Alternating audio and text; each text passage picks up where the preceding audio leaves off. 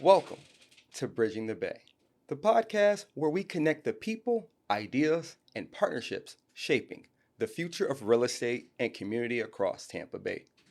I'm your host, Quan Rimmer, and in every episode, we explore how collaboration and leadership are transforming our region, one conversation at a time. Recorded live from the Fabre Framework studio, Fabre Frameworks helps realtors showcase their listings with stunning, high-quality real estate photography that tells every property's story with impact. Learn more at fabreframeworks.com. Now today, we're shining a light on one of the most critical pieces of our region's housing ecosystem, assisted housing. Behind the scenes, this work helps thousands of households across Hillsborough County access stability, opportunity, and a pathway forward. And leading that effort is someone whose commitment to community and service makes a real difference every single day. Margaret Jones, Director of Assisted Housing at the Tampa Housing Authority. Margaret, welcome to Bridging the Bay. Thank you for having me. I appreciate it. Yes. And allowing us to pleasure. kind of expand on what we do. I appreciate that. Of course.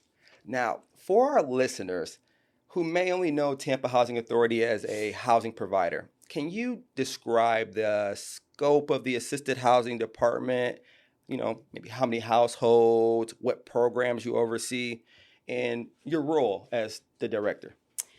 Well, just really quickly about myself. I've been with the Tampa Housing Authority for 18 years. I've been in the housing business for about 28 years. So I've been with Tampa for quite most of my business. So my role specifically is to ensure that the money and budgets that we receive from HUD are adequately spent with the families that we can assist.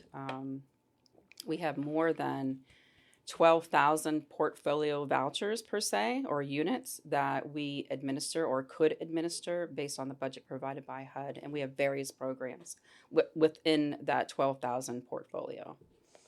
And some of those programs, well, I'll try to remember them all, but non-elderly disabled vouchers, family unification vouchers, HUD VASH vouchers, which were very critical for our community when we first received them.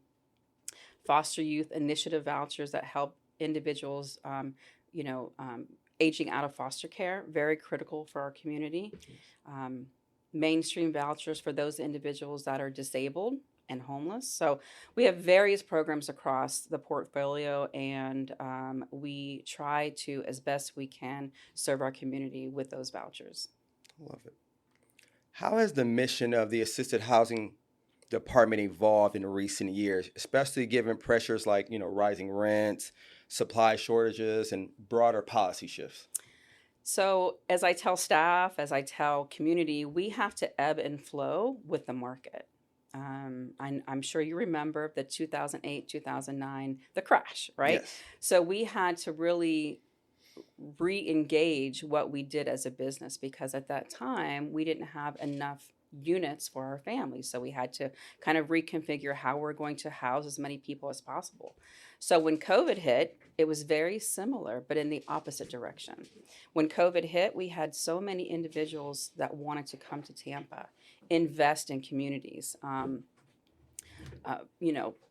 put properties online. So with that, with the lack of portfolio or units, drove those rents increasingly above what we ever expected. And with those increasing rents, we were faced with the budget not being able to support 12,000 individuals. So we had to figure out how we were going, and HUD too. HUD really, during that time, did what they could do to fund us. So our budget in 2020 was COVID. So I think 21, our housing assistant budget for our portfolio was about $109 million per year. When this hit and the rents increased so drastically, our rents increased in this community more than, I think, 36%, like immediately. Wow. Across the board. So even if they had a voucher, our families were being priced out. They could not find units. People were losing their vouchers. We had to change policies. We had to allow families longer search times. We gave landlord incentives. We have damage claims for our landlords. We were paying security deposits. Um, and then with the funding, HUD really stepped in, and the first year gave us at least $48 million more. And then the following year, 100. So right now we're at $188 million in HAP funding. But it only supports about 93% of our portfolio. So we need more HAP dollars to fully utilize all the vouchers that we have right now. Wow. And that shortfall, how do you make it up? You don't. If you don't have, that's what's so critical about what we do. If you do not have that money from HUD, you cannot support your program. So every month, it's very critical that we evaluate. This is the money we have. These are the people that we serve. How are we going to ensure that everybody gets housed? And we can. So every month I am evaluating. This is the average HAP. Right now, the average HAP that we pay on behalf of a family is about $1,460. Okay. Prior to COVID, it was $864. So that's a huge increase. Definitely. And we can't, and HUD can't keep up. I mean, the funding for the voucher program is critical. Like even right now, it's very critical. They did the best they could, but again, we just don't have enough funding for that. So we just have to ensure certain programs get help first. And then after that, it's our vouchers that we have to really kind of maybe lose some if we have to fund the ROD program, the special programs, the homeless programs first. Gotcha. All right. What are some of the biggest misconceptions you encounter about, the housing authorities programs, and what do you wish realtors and landlords understood better? So our mission, I mean, it's always been a mission of mine, and now with the Housing Authority, we are trying to always educate not just realtors and landlords and owners, but also families on how to be good tenants, how to be a good landlord.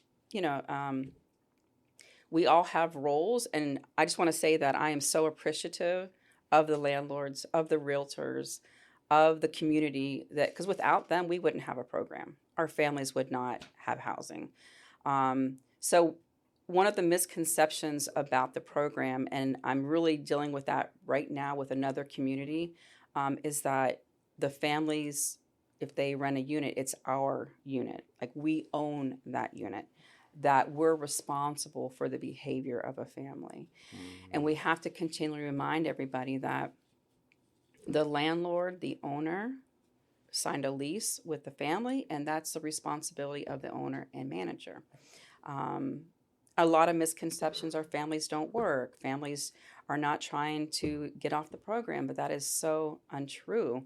We have the largest family self-sufficiency program in the state of Florida, and what we do is try to educate our families, buy a home, get a degree, get an education, and move on if they choose to do so. But we believe that our families are a critical part of our community, and we're trying to educate them to want to do better. And most of them are. Most of them do. Less than 1% of our entire portfolio. Because one of the things I hear, oh, the families don't work, oh, the families don't do this, but that's absolutely not true. Families do work, families do support themselves, and 61% of our program is made up of those receiving SSI or disabled. So a lot of misconception is just not knowing, but I think more so not wanting to know because it's not in my neighborhood. Yeah. Until it gets into your neighborhood, then they want to know about the program. That's good. So we speak about the vouchers. So let's talk about the housing choice voucher, the project-based voucher. Those programs are core to your department. What are some current trends or changes in how these programs are administered in Tampa Bay, and how might that affect, the landlords, the property management companies, the local realtors and developers? So with our programs, of course, they're highly regulated.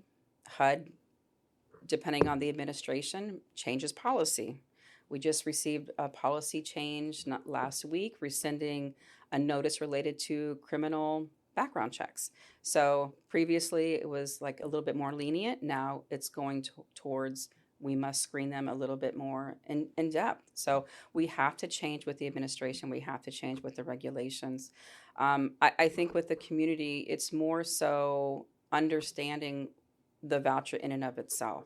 Um, it's important that landlords, owners understand that they have the right to enforce their lease, to evict that family, um, if they would a non-Section 8 family. We try to educate them on that.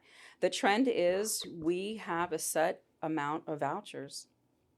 And one of the things that we are seeing, because HUD implemented in 2017 what's called small area fair market rents. Before, we had 5 payment standards, and that meant, that's how much the housing authority could pay up to based on household composition. HUD changed that rule. So now every zip code has a payment standard. And what HUD's policy was trying to do was get families to move to higher opportunity areas and away from lower opportunity areas. And it has worked. It has happened. But the downfall is that a lot of the landlords that rent in, and I don't want to say lower opportunity areas because that's not exactly the right term for these zip codes, because HUD designated a whole entire zip code lower opportunity, which is not really true. Maybe census tracts, not a whole zip code. But some of our landlords that rent in, like, say 33605 are not getting renters because they're all moving to higher opportunity areas, which is okay. So it's just getting landlords to understand the complexity of what we do. And then the project-based program, a great program for developers, so that way they can bridge that gap, provide the funding needed for that development. But unfortunately, HUD has set a cap on how many vouchers can be project-based. So we're almost at our cap. So there's been a lot of discussion at HUD whether or not that cap will be removed so that we could take more vouchers and attach it to developments to create more housing, because with project-based voucher program, it's a great program in that families pay 30% of their income. That is it. The screening might be a little bit different, but with the housing choice voucher, you go in the community, it's a choice, so you pay more than 30% of your income. You could pay up to 50, you could pay up to 60 after that first year. So great programs, but I think depending on the administration, just whether or not they'll change or evolve. We need more vouchers, of course. We need more funding, so we're hoping to see that in the future. That's good. Hoping so as well. I know that THA offers a home ownership option for eligible voucher holders. Can you walk us through how that works, how realtors can help participants transition from renting to owning? So we've had the homeownership program, and it's a voluntary program. Housing authorities don't have to do it, but we opted to do it because we want our families to own homes. We want them to be self-sufficient. So we've operated this program since I've been here and even before I was here. So we've had more than 100, probably 150 homeowners go through this program. Right now we're at 38 and we're trying to increase that. The market is what the market is. Yeah. So it had slowed down a little bit. So we have one person dedicated to getting families prepped for home ownership. And typically what we want them to do is go through the family self-sufficiency program first. That program allows that family to build what's called an escrow account. So as an example, a family, let's just say, had no income when they came onto the FSS program. Once they get an income, the calculation will change so that any additional half that we would have paid to the landlord, we're now going to put it into an account for them. That account grows. So every month, I think we probably pay out at least $20,000 in escrow to the families, hoping that they take that money to go towards a home. And be home ownership ready. So we teach them in the FSS program how to be home ownership ready. If they are ready, then we send them to our home ownership coordinator. They have to qualify for a loan just like any other family would. They have to have certain income, escrow account, and then that voucher allows them to be in a program for 15 years or if disabled, the life of the loan. So it is a great, great program, and we're trying to continually push that program for our families. That sounds like a great program. Can you tell the audience where they could find out more information regarding this program? So the program is only for Housing Choice Voucher participants. So you have to be on the program. And right now, our wait list is closed for the Housing Choice Voucher program. We did open it up in 2021 for 1 week and received 18,000 applications for the voucher program. Wow. We had to do a lottery because there was no way we could manage 18,000. And then now it was at 3,000. Now we're at 800 vouchers. Unfortunately, because of funding, we have not been able to issue anything off the list. But if they're on the program, they can reach out to their housing specialist, and then they can refer them to the FSS program and then to home ownership program. Perfect. What role do stakeholder partnerships with landlords, brokerages, social and support service agencies play in your department's goals, and how can realtors or developers approach a mutually beneficial relationship with the Tampa Housing Authority? Very deep question. It is. So as I said earlier, without realtors, without landlords, without owners, we wouldn't operate. Again, so we're very thankful for our partners in the community. We would just like to strengthen that relationship so that they would understand the complexity of what it is that we do, how we can benefit each other. Right now, I have a lot of influx of landlords, owners, realtors wanting to rent to veterans. It's like the push right now. So we're trying to really educate them on, how to rent to a veteran. What does that look like in case management? The stakeholder aspect, I think for us, as I said earlier, I think just understanding what the Tampa Housing Authority does. So a little story, I live in Pasco County, and this is years ago, I wore a Tampa Housing Authority shirt, which I do no longer wear, to pick up my child from roller skating. As soon as I walked in, someone saw my shirt, and the first thing they said was complaining about housing authorities and that, they're doing this, they're doing that, you need to go take care of that, just not even understanding the role, where I'm from, what we do, how we do it. So I think it's just really educating, being partners, wanting to understand. And I think because of the way that the market is changing, we do have a lot more landlords on board, a lot more realtors really communicating, reaching out, which we're so appreciative of, coming in, wanting to rent the units, wanting to understand. We have a monthly landlord meeting that anybody can attend to really just provide information. But we're always, if we don't provide the information or if we don't provide great customer service, no one's going to kind of want to come back. So we too, not just our partners, but we too, we're trying to streamline the way we do business. Because if you were to poll someone, if I was to poll the individuals in your hallway, what do you think about housing authorities? I probably get a mixed bag, right? So it's just really trying to get people to understand we're here for a purpose. It's not to really just let families do what they want, but to educate, to provide housing. Housing is so critical. Yes. When the rents increased and when I opened our wait list, the biggest issue that we were finding that a lot of our elderly individuals were becoming homeless. That is still a trend today because they can't afford the rent. So, we were getting rent increases from landlords because the market changed. So generally rent increases would be about $50 a month. Generally people, now they were asking for $1,000 because the market was changing. So it's just educating. It's just education. And for the community or anybody that wants to know, just reach out. We are so open to wanting to kind of really talk about what we do. Yes. I mean, you brought it up. So I want to talk about, as Tampa Bay faces that housing affordability and the supply chain challenges, what barriers are voucher holders facing in today's rental market? And what can the real estate community do to help bridge those gaps?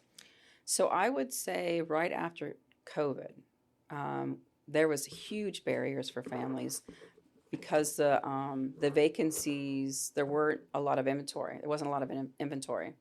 So individuals coming from, as an example, New York or Texas or wherever, were coming to this community, renting these units at exorbitant prices, driving out voucher holders. They were not able to find units. Even in my community in Pasco, I bought my house in 2012, $75,000. And I will never move. No. I will never move. But in that same community, people were coming from all over the states, buying the homes at 300,000, 250,000. Like, I knew this was like they were getting ripped off, honestly. So it was a tough time for our voucher holders then. So we were trying to do everything we could to encourage participation of landlords. The damage claim, we instituted a policy that allowed landlords to put a claim into the Housing Authority for up to $2,500 if a family damaged the unit. Okay. But the landlord had to do their due diligence as well. Did you send the certified notice to the family? Did you let them know what they damaged, the Florida statute law? So we did all those incentives. We increased the voucher time frame for the tenants so they had more time to search. But our families used to find a unit in 45 days. It was taking them up to 6 months to find a unit. Families were not leasing. They were losing their vouchers. And once you lose it, that's it. They can't get back on the program. So we have to, again, we ebb and flow with the market. So we constantly watch the market. And right now, the market is in favor of our families. So we're back to the families taking about 45 days to find a unit. Good. One of the biggest things we have been seeing, though, is the security deposit request. So I just had one today. The rent is $4,000. They want $8,000 in security deposit. Last month's rent, first month's rent. That's not going to happen, and our families can't afford that. So it's just understanding like what our families can afford and they can't afford. And right now, our families are really finding units. So we're not seeing that. We are seeing a trend of rents decreasing.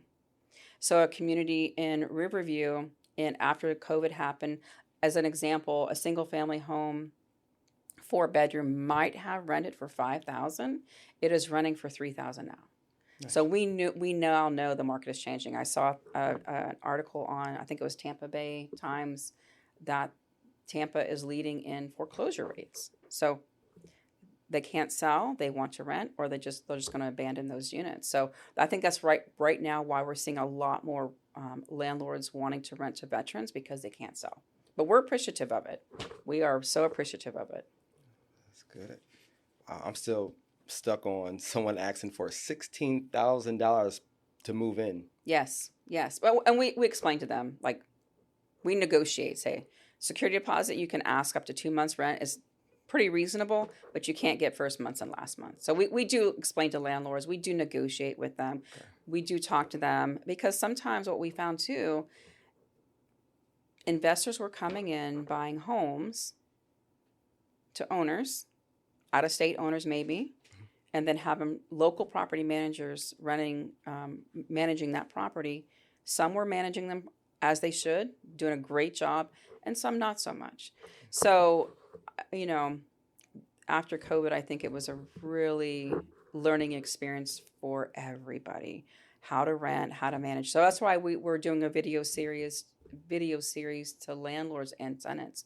How to be a good tenant, how to maintain your property, how to be a good landlord, how to enforce your lease, how to collect a security deposit, how to go into your unit and evaluate. So a kind of a roundabout, kind of lost track there with the rental market. But right now, there's so many units available that our families are really being able to rent those units. So we're not having a difficult time at this time. Good. And with that, we'll take a quick break and be right back with more of Bridging the Bay, recorded live from the Fabre Framework studio. Fabre Frameworks, Tampa Bay's leading real estate photography company, helping realtors capture listings with stunning, high-quality photos that make every property stand out. From residential homes to luxury estates, they bring every space to life. Learn more at FebrayFrameworks.com. And we're back, Bridging the Bay, with Margaret Jones from Tampa Housing Authority. Margaret, tell me, for master plan communities or large-scale residential developers, how might Tampa Housing Authority's assisted housing program intersect with their plans? For example, through mixed income phases, rental assistance integration, or relocation of voucher holders during a redevelopment or a modernization? Just what do you think? So in order for us to attach any kind of vouchers to a development or a financial plan or mixed development, mixed use development, there has to be a request for proposals submitted and put out by the housing authority. And that's a HUD rule. There's other intricacies to that, but an RFP has to go out, and interested individuals, developers, investors have to apply to that. And then we go through a whole screening process and application process, and those individuals that are determined eligible or best suited for the vouchers, then they're awarded that. So generally we put an RFP out once a year for our HUD VASH program. So that has resulted in about 3 to 4 project-based developments for our veterans. So it's very competitive, and right now HUD has put a cap on, not currently, but has always had a cap on how many vouchers can be attached to a development, and it's set at 30%. So right now we are almost at our capacity to add vouchers to a development, and to participate in that way. However, once the development is established, we certainly have voucher holders all the time looking for rental units. And I know developers use the project-based program for that gap funding. There's LIHTC, but everybody wants that voucher to attach to that property. And I totally get it, but we are at our capacity and the ability to do that. So I know HUD is kind of looking at maybe reviewing some exceptions to that, maybe increasing the cap so we can continually do that. There's a lot of benefits to attaching vouchers to the project-based program for the family, for the developer, for the community in and of itself. So, but once the development's made, if it's up and running, we can certainly send voucher holders to them to provide that rental assistance, that constant PAT payment, if you will, every single month. So we can do that as well. Good. And in what ways can realtors in the Tampa Bay region get more actively involved with the Housing Authority? I would say want to understand what we do. And I have to say that they have been involved. Realtors have been involved. Owners have been involved. Managers have been involved. But I feel like it's because of the market. The market has changed a little bit. So I'm hoping we still see that momentum. I want the community to really understand what it is that we do. I want them to really see the face of our family. Our families, 42% of our families are single moms, working single moms, trying to pay their mortgage or their rent, mortgage too, but pay the rent, pay daycare, find transportation. So one of the best aspects of the Family Self-Sufficiency Program is that we have families on there that maybe lack transportation or their car broke down. Can you imagine working a $15 an hour job? Now your car broke down. How are you going to pay for that? So the Family Self-Sufficiency Program allows the family to kind of borrow from their escrow, fix their car, maybe get a car. But most of our families are working, but they're working, I don't want to say minimum wage jobs, but jobs that cannot support the rent in our community. So a family of 3 would probably have to make around $80,000 a year or more to afford the rents right now. That is impossible. That is impossible. I mean, even some of our staff probably couldn't afford some of these rents. So it's a great program, but I wish that the community understood it better.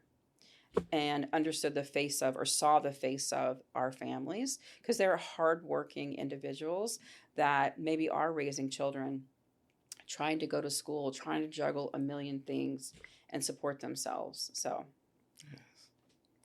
I know that the Housing Authority has implemented new inspection frameworks this year, such as the national standards for physical inspection of real estate. I think you call it like Inspire. Inspire. Yeah. Mm-hmm. And then the rental portal enhancements. What operational changes or innovations are you most excited about in the assisted housing space? And how would they impact the property management partners and realtors? So, Inspire has been a long held process by HUD. There are many pilot programs that we participated in, and finally, Inspire was the result.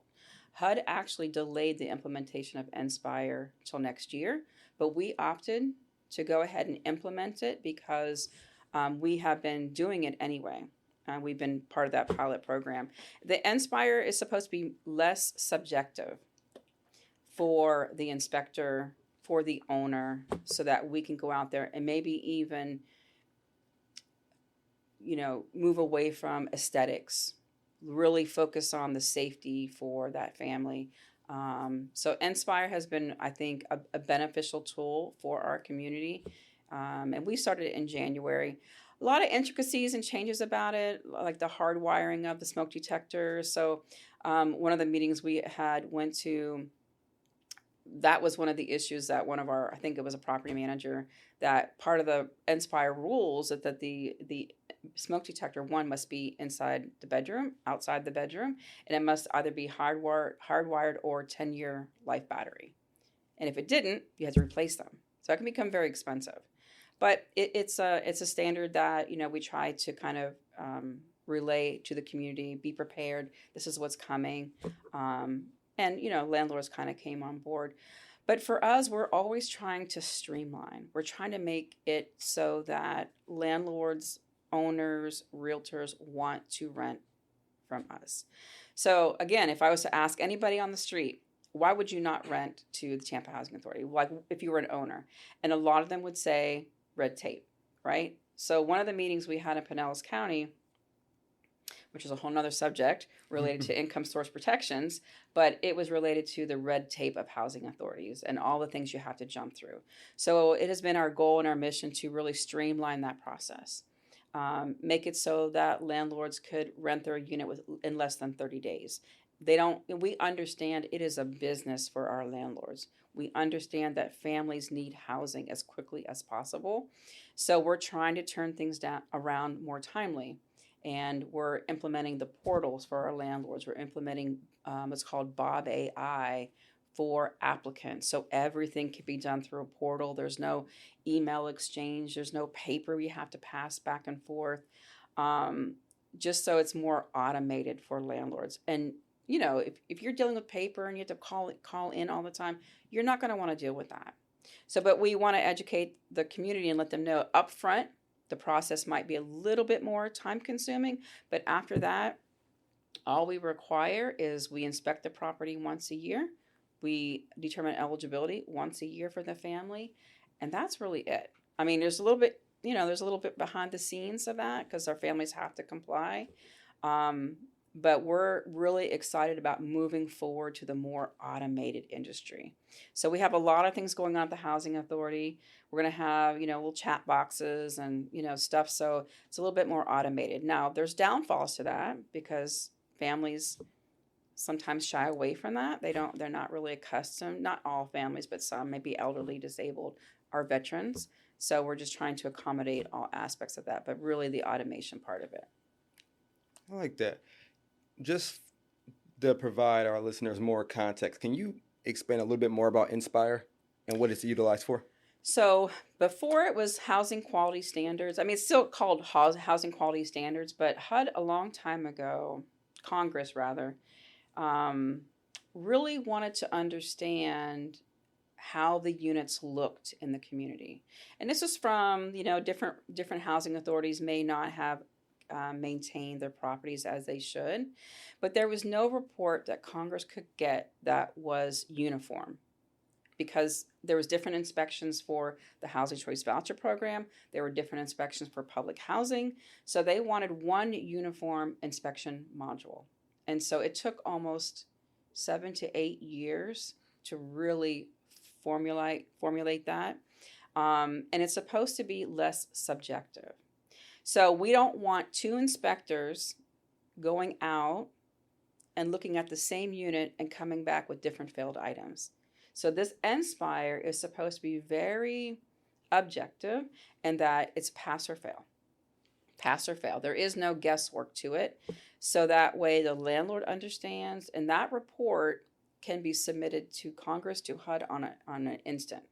And that's what they want. They want one uniform standard. So that was how it was implemented. Perfect. On our recent episode, we had Habitat for Humanity of Hillsborough County. And we talked about collaboration across agencies to expand housing opportunities. Mm-hmm. And of course, you were brought up.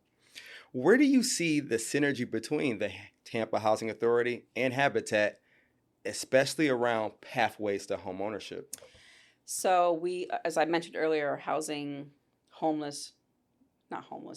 our home ownership coordinator, she works very closely with the individuals of Habitat for Humanity. And what we do is we refer all of our veterans to Habitat for Humanity because they have a great program that can really get them housed. Because of the different calculations, right now it doesn't seem to mesh. Like the programs like attaching a voucher with Habitat for Humanity right now, but we are working very closely with them to send referrals and maybe figure out a way that we can do that. Because with the voucher, the tenant would pay a portion, and I think with Habitat for Humanity, it's like a different calculation. But we are working closely with them to ensure those that maybe are deemed eligible, maybe not so much for the home ownership aspect, we would send to them as a referral, especially our veterans. I like that.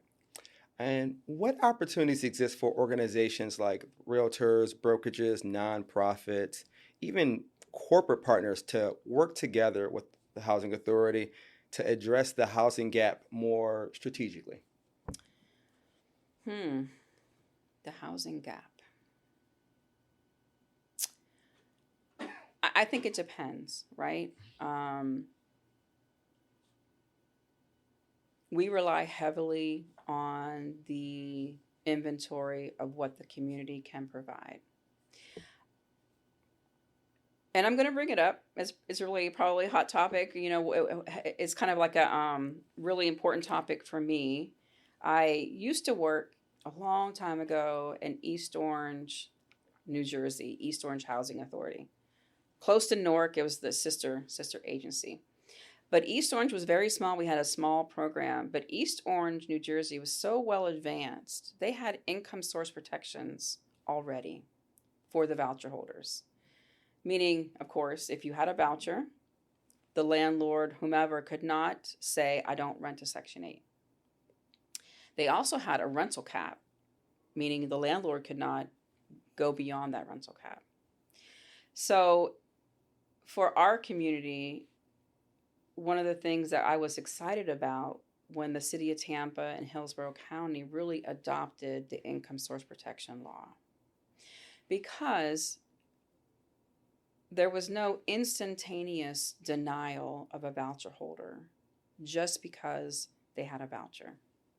They didn't want to get to know the voucher holder. They didn't care. And when that happened and landlords had to really evaluate whether or not they could be good renters, I was excited about that because it really opened the door for more opportunity for us to really, understand what it is that we do. But when it was repealed across the state of Florida, it was a little sad because then families now had to go back out and fight for a rental unit, in essence. Really try to sell themselves, as they should. But now we're back to landlords saying, when this lease runs out, I'm not going to rent a Section 8. We had one full community, we had to relocate 30 families because they didn't want to rent to Section 8. For no other reason than they were a voucher holder. And I know HUD is moving away from, or the disparate impact, but 69% of our voucher holders are people of color. So to me, if you're saying to somebody, I'm not going to rent to me, it's almost indiscriminate practice because you don't want to rent to somebody who has a voucher holder. And there's so many intricate parts to that. But it would really be important to embrace individuals with a voucher holder because there's so much more to them than just, the negative stigma that they hear. If you pull up a YouTube video, you'll see all these things about, oh, this is how my Section 8 tenant left my unit. Well, let's dive into that. Why did the family leave the unit that way? Because you didn't look into the unit, you didn't enforce your lease, you left the unit, you didn't go and look at the unit, you left the family there. So just really quickly, a story in East Orange, New Jersey, I also did inspections. So we ran a program, but I also did inspections. I loved it. So I went out there and this landlord had housed a family of 9. In the north, they have units that are built up, right? Like here was kind of, we don't have attics and basements. Right. There you had attics and basements, right? There was a huge unit, beautiful. So he rented to a family of 9. And we inspected the unit, family moved in. So we went back the following year. We inspected the unit. The unit was destroyed, right? It was just destroyed. The walls were painted black. The only part of the house that was really nice was the attic because they were subletting to another person. There was no electricity, by the way, either. It was just deplorable. But the problem with that was the landlord has a responsibility to enforce their lease as you would a non-Section 8 family or a non-voucher holder. So it's just really understanding that practice. Going into your unit, we always tell landlords, go and look at your filters. Go do that. Go collect. I know we don't collect rent anymore per se, but it's just really not letting the family destroy your property. It's an asset. Just really being involved. Not renting the unit, not walking away, but being involved, enforce your lease. If they don't pay the rent, and we tell landlords, if the rent of the family is $15, collect it. Collect your rent. Just as you're accepting our payment, accept that payment. So it's just really, again, about education, really understanding what we do, understanding our families as well. All right. Could you share with us any success stories regarding someone going from the program and then moving into home ownership? We have many. I mean, give me one that touches your heart. All of them? All of them. I'm so proud of them. I'm proud of the work that our team does. I'm proud of the homeownership coordinator. I'm proud of the housing specialist because what we do is we wear so many hats. We're counselors, we're mediators, we're lease enforcers, we're psychologists, we're all of that. Magicians, yes. We're so many things, but there's just so many that have graduated our program, have gotten great jobs, have moved on, have bought homes. I can't say one specifically, but we're just grateful that those families took those opportunities because all you have to do is just agree. Like the Family Self-Sufficiency Program, just agree. You can't lose anything. Just agree to do it and you'll see the changes. But I think sometimes families get afraid to do that, to step out of their comfort zone when they're not used to it. But I'm proud of all of them, all the homeowners. I mean, it's hard work, and I'm just proud of all of them. I'm glad. Well, that wraps up today's episode of Bridging the Bay, recorded live from the Fabre Frameworks studio. Fabre Frameworks, more than just a podcast studio, they're your one-stop shop for real estate photography that elevates your listings. Learn more at FabreFrameworks.com. And a huge thank you to Margaret Jones and the entire team at the Tampa Housing Authority for the critical work that you're doing every single day to support families across our community. And to our listeners, remember, when we bridge gaps in understanding, access, and opportunity, we bridge the Bay itself. And if you enjoyed this episode, don't forget to subscribe, follow, and share the podcast so you never miss an opportunity to connect with the voices shaping real estate and community across Tampa Bay. Until next time, I'm Quan Rimmer, and remember, when we bridge the Bay, we bridge the community closer.